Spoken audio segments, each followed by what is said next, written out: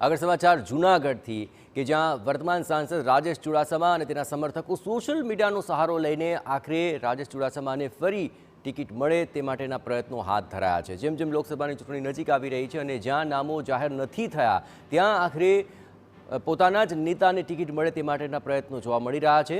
રાજેશ ચુડાસમા અને તેના સમર્થકો આ જ પ્રયત્ન કરતા હોય તેવું સ્પષ્ટ લાગી રહ્યું છે અને જૂનાગઢમાં રાજેશ ચુડાસમા જ ચાલે તે પ્રકારના વાક્યો સાથે રાજેશ ચુડાસમાને જ ટિકિટ મળે તેવું સમર્થકોનું આ અભિયાન જોવા મળી રહ્યું છે। સોશિયલ મીડિયામાં પણ અનેક આવા નારા વિડીયો અને વાતો તમામ વાયરલ કરવાનો પ્રયત્ન કરવામાં આવી રહ્યો છે।